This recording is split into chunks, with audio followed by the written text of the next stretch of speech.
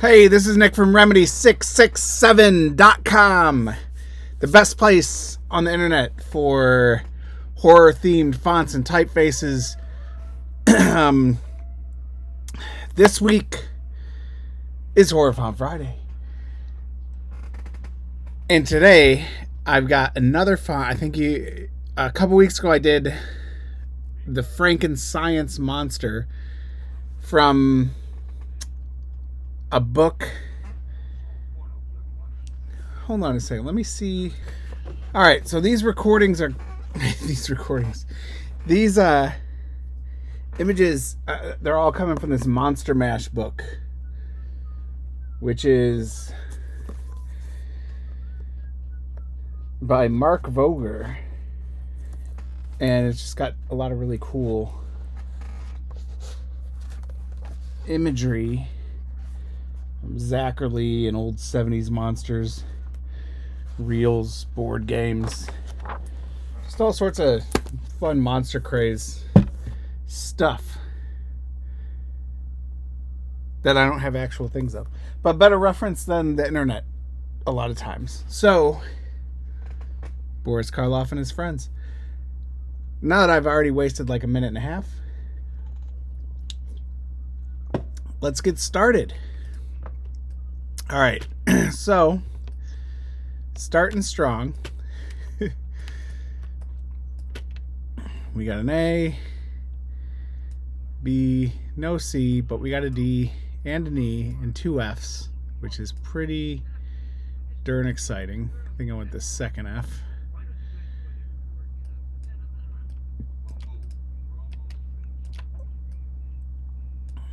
Got an H, I.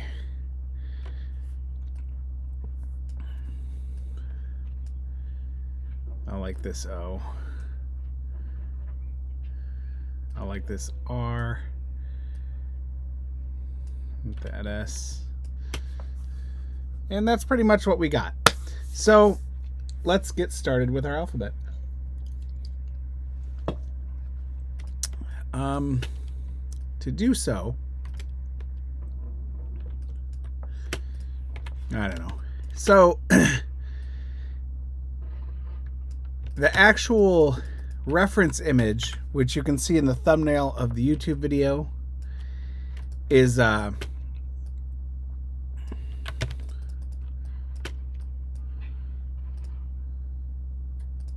pretty the contrast on it is pretty wild. And when I say pretty wild, I mean pretty wildly low. Like, so there's my original reference image. You can see it's like orange on red, pink. It's actually also kind of a little small. And I may not have taken the best photo, but I feel like that's what separates it from whatever the actual font probably was. We're going to do the same thing we did last week when we learned from the mid-century, where we're going to be tilting letters back and forth, trying to get them more upright. I'm going to lock my layers and hide that panel and bring this one up. And hopefully this one will stick with us for a while.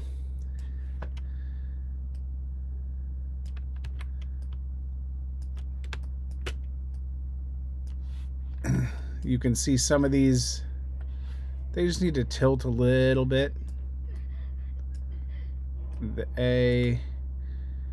Our background movie today is a Lucio Fulci movie, City of the Dead. I normally, when I used to do this a lot, I still do this a lot, but when I used to do this, kind of like, but didn't record it, I used to listen to music all the time. Like, that was like what I did when I would do this. I would just put on some music and just zone out and get really into it. But you can't really do that on YouTube when you're recording it, because all of the licensing issues that come along with that. So I put on movies in the background because I need some kind of background Your company's wonderful. But I can't see or hear you. So this screams she's buried alive. It's like music, I guess. All right. I'm going to make my G from this O just to give it a little bit of variation from the C. And I think I'm going to use this F because I really like the way this F on top kind of works. Just going to cut right through there. So back with what I was talking about, the contrast. So because it was so low contrast, when I was trying to like actually pull the letters out in Photoshop, I had to go through so much foolishness.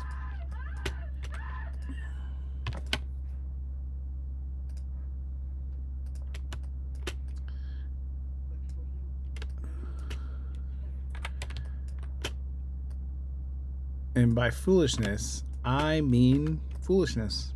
It was really tricky. I had whoops. Accidentally hit Command Shift N instead of G.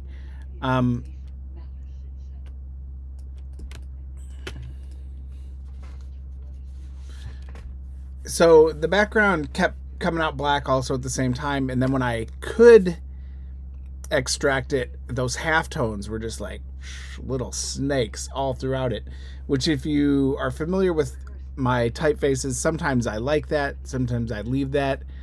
I think Giallo Rosa has those in it, and I left them because I like the way they looked.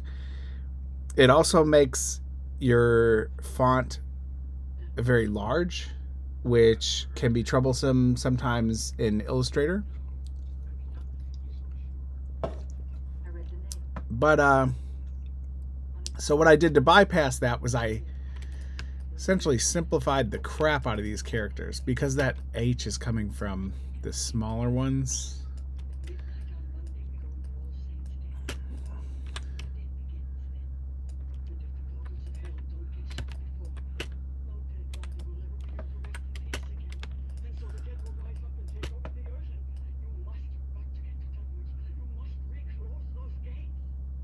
Are you hearing this?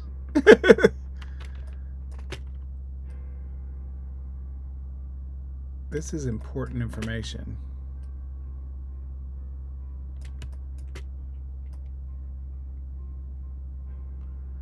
So I cleaned up the H just a little bit. I needed it to be a little smaller when I blew it up, and then I compressed it in a little bit.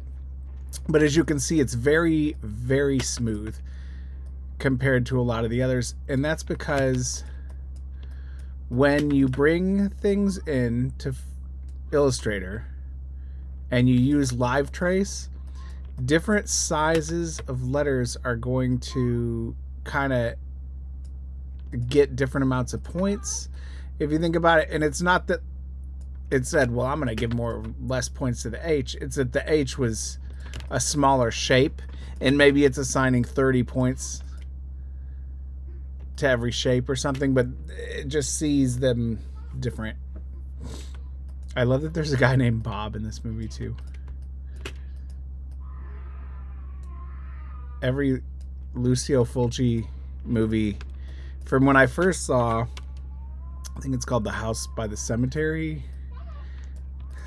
The first time I saw it, it was called Zombie Hell House.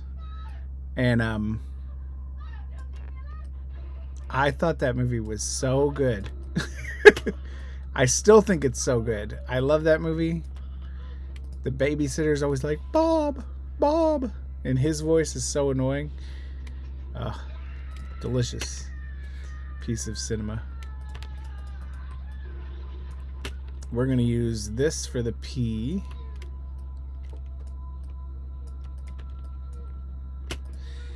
And if you remember the rules of P, it's just lower that a little bit. Same way you would with an F. If you're making an F from an E, it's not just as easy as cutting the side. You actually want to drop it a little bit to fill in the negative space. Just a really simple thing. I'm sure somebody overlooks it. I'm sure I'm guilty of overlooking it. I was looking at my Instagram the other day, a while ago, and there was something, I guess Jason Edmiston is doing a talk at the Cooper Union in March, which sounds awesome.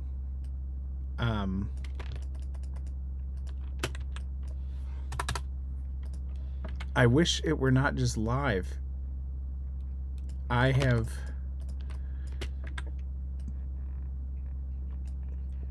no way or desire to get into downtown New York, but that's much closer than California, where he lives. So it's always fun seeing him talk in videos and his wealth of knowledge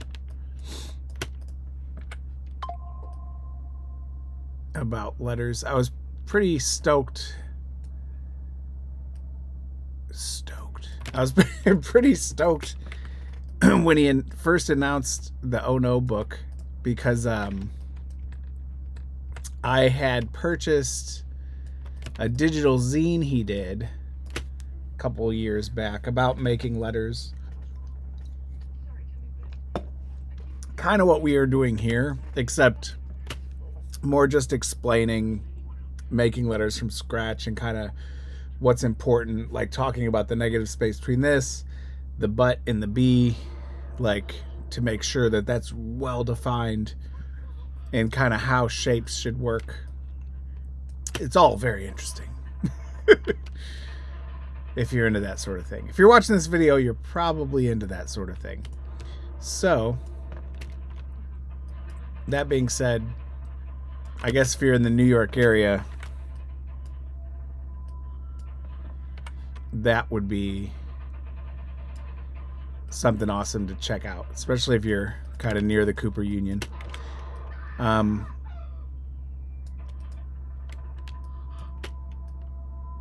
We're actually going to Chicago soon. I don't know if it's then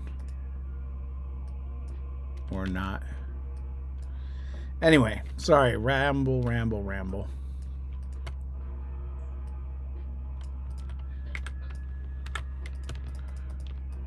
Oh, it's the bleeding eyes scene.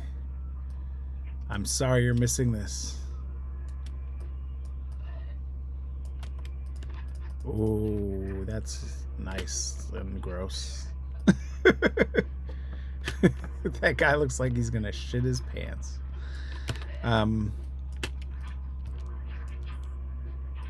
Building the M from the N. I don't typically do this, so I guess take notes or just shake your head and scoff like, what the hell is this idiot doing? I want that to go a little lower there.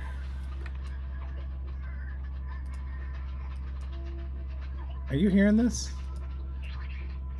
Pretty wild stuff going on.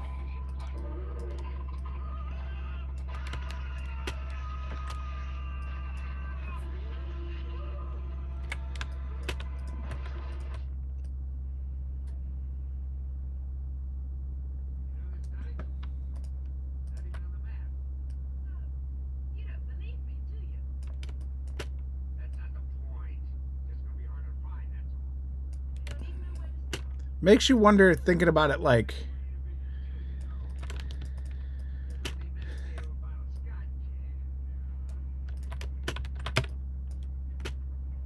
I've seen people with videos where there's, you know, music in the background, whether they're like, we watch a lot of people shopping at Goodwill, especially during COVID, because We couldn't go shopping.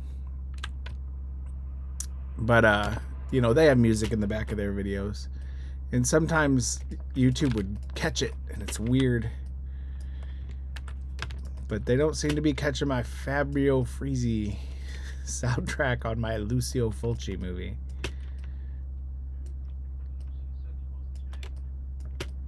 Alright. To the T. Alright. The T, I'm going to use this F. It's a beautiful thing. My U, I typically do this with an H, if you'll remember. But because the H is a little weird, I'm going to do it with the N and the O. V is also going to come from the N. W is going to come from the M. I'm going to have to stop there because I can't... Well, I guess I can do the Z. Get the Z ready. But some of those are... Bob! Some of those other characters I can't do until I get this worked out. So we'll just start with the Z.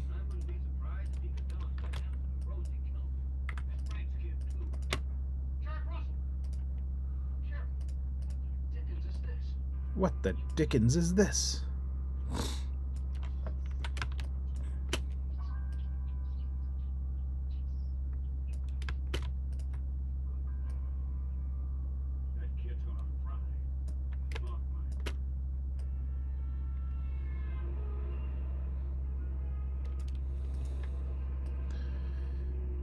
So this is pretty fun. I don't know, I probably mentioned this before, but when I was in college, we used to watch zombie movies. Me and a friend of mine, Tim, we would watch zombie movies every Friday. We would go over there, and nobody else wanted to watch zombie movies with us. We would just drink beer and watch like Lucio Fulci's Zombie and the Night of the Living Dead movies and City of the Dead and Burial Ground and all these fucking crazy zombie movies. And it's pretty funny. So I'd recently got a bunch from eBay so that I could do some Horror Font Friday stuff from the packaging artwork and from stills in the movies. And sometimes I know what, like, there's only one like Hammer zombie movie or whatever, you know, Plague of the Zombies. But I guess. But you know, sometimes they have the trailers and stuff on the DVD, and those all have different lettering. So I was like, yeah, I'm gonna get a bunch of different lettering. It's gonna be great. But I've been putting them on in the background too, kind of while I'm working. And these movies are so wild, and I haven't seen, but I remember a lot of them, or like parts of them. Like they'll start, and I'm like, oh, I never heard of this. Let's put it on, because I have a goldfish's memory for movies. But yeah, and then they'll start rolling. And I'm like, oh my god, I totally remember this. Creepy kid in Burial Ground, and like stuff like that. You're just like, ugh.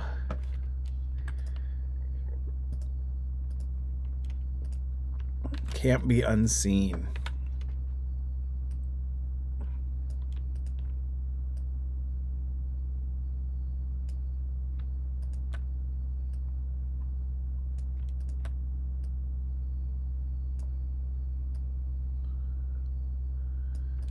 I would love to see like a Joe Bob Briggs commentary track on some Fulci movies. I don't know. I don't think he likes House by the Cemetery very much, but I do. And I think that might be a fun commentary. If not that, maybe definitely like City of the Dead. Essentially kind of make it like The Last Drive-In, you know, it could be him and Darcy doing commentary or something, but just throughout while the movie plays, like as an audio track, instead of just watching the show.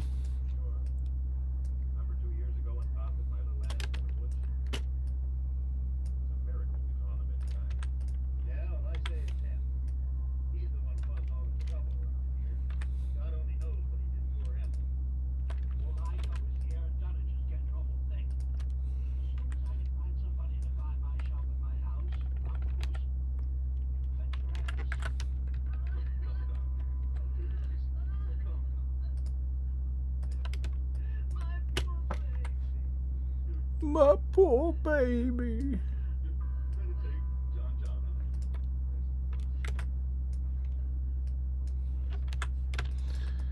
I'm sorry, I'm not really explaining what I'm doing here.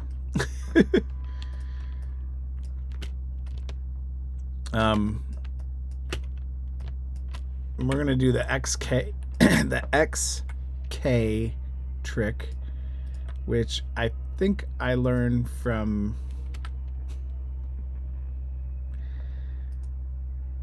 some book. It was from Karen Chang's book, Designing Type, I think, is where this trick came from. It could have also come from Sophie Beer's book, Type Tricks, which Sophie Beer has a lot of books called Type Tricks. You want the one that's related to designing type, not the one about graphic design.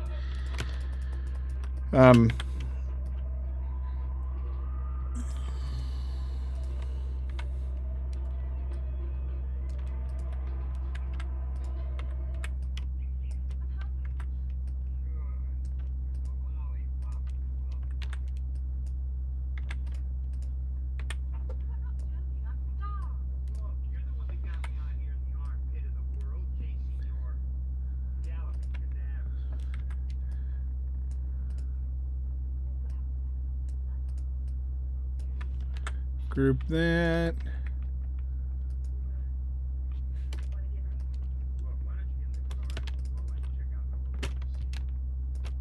This is going to be our Y. And holy crap, look at that. We're there.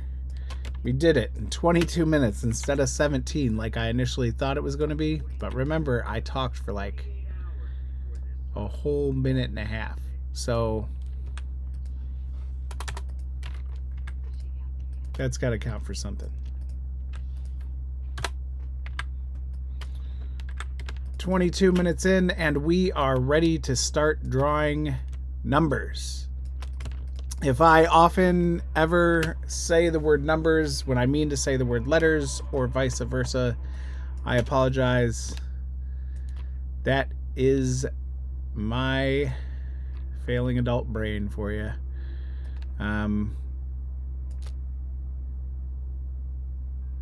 I'm going to use this F to make the 5. I don't think we've ever done that before. And I'm going to use this S to make the 2 and this S to make the 5. This is going to get... We're getting a little crazy here. Do we got everything we need? No, we don't. We need an H and a Z. And then I think I can zoom in and kind of tighten this number area up. Make some sense of it. One ES is going to be your 2, but your S is going to be reflected. Uh-oh, somebody's getting zombied. 3, 4. I want... Yes. That's going to be a really good 5. And nice and different from the 2. Sometimes I get a little like, it's going to be too similar. Because, just the way I do it. Last week I was complaining about my 8. So hold on a second. I'm going to check something. Alright, so I just consulted Karen Chang's book, and it talks a little bit about using an S to make an 8. So I'm going to drag the S that I used at the 5 over to the 8. We'll get there when we get there. And I'll kind of explain that as best I can.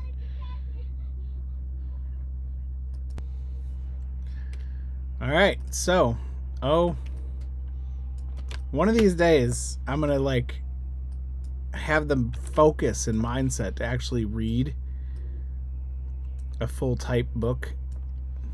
And I'm going to learn that I've been doing so much wrong. I mean, not that I don't already know that. But, it's not that I have bad tricks or old tricks. It's just that everything I do is pretty self-taught.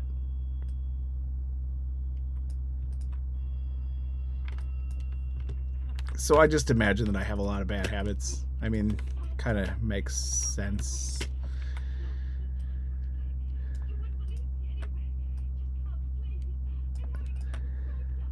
But my process works for this style, I think, rather well. And I don't know, maybe I have some tricks that work, that help other people. So I don't think I'm like totally doing everything wrong or a bad influence to anybody but probably me.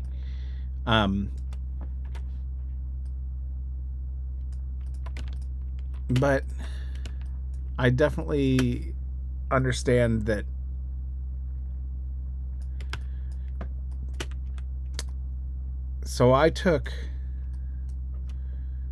I first got Illustrator as a program back in the 90s. Wow, that feels weird to say. First got it, had it on my computer, had a PC back then with Windows 98 probably, and I want to say it was probably version 5 of Illustrator. I could be totally wrong. But anyway, so I got it and I tried using it so many times, kind of self-taught myself how it worked. Look at me now. No, I took a class in college, my first graphic design class after going to school for photography, and then, you know, whatever else I did then, printmaking stuff for a bit.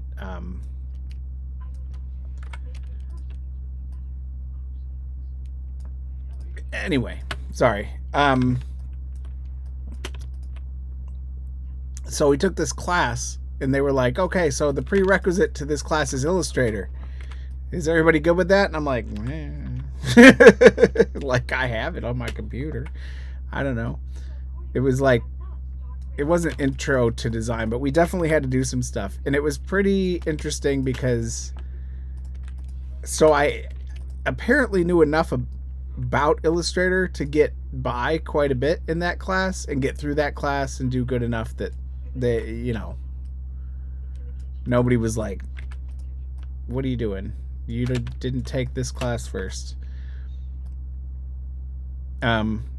But then the next semester I took the Illustrator class and I was like, oh, I don't know this program at all. Exactly. All right. So Karen Chang kind of talks about it, like, in my quick glance through because I'm slapdash. So you have your S, and then it's kind of like just combining, you know, doing a new center. So essentially like this, like the 8 would,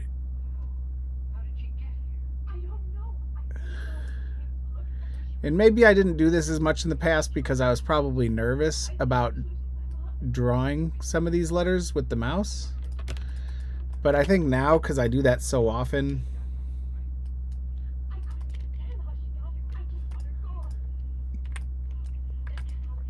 it's just kind of comes with the territory.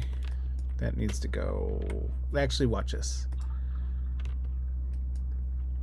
Pathfinder. I always see people talking about non-destructive ways of working, and I remember the first time I ever heard about that, I was in college, and some kid like came up to me in the library because I had a PC. Like I said, I also lived in like a party house, but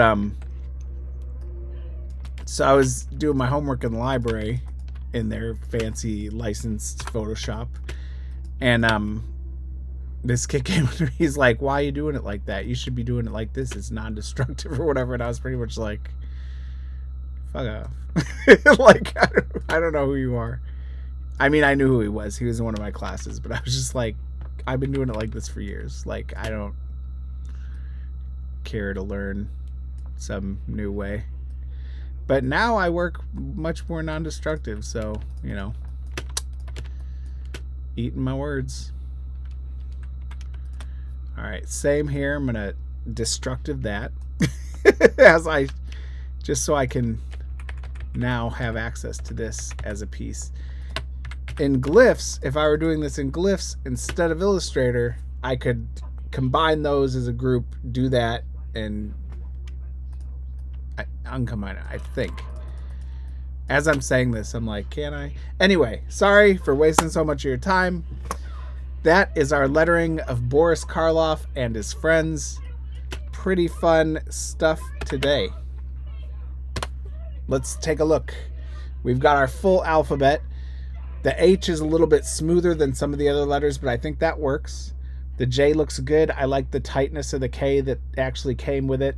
That weird dot in the N, I tried to eliminate that on a lot of the other letters, but that like top of the crossbar, you notice we kept in the V. It's alive there. It kind of got lost in the Y, which is good, but you can see this indent, like that they definitely are from the same family. That one's a little wide. This 2, hold on, before I set you free, let me widen up this 2 a little bit,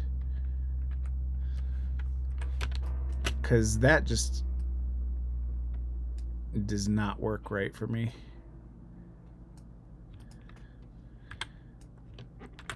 Just looking at them together like that. Okay, that looks much better. The 3 Pandora's box. The 3 just needed a little widen right there. 4 looks good. Because it came from the H, it also has that weirdness. But I think it works fine. 5. The 6, it got a little wrinkled, crunched, however you want to say it. I'm sure the 9 also did. 7, 8 looks great. Actually, the 9 looks good. Gotta love the 9s. So, yeah, that's it. Boris Karloff and his friends. Thanks for sticking around for Horror Font Friday. This is Nick from Remedy667.com, and I will see you next week for another Horror Font Friday. Have a great week. Do something fun. I dare you.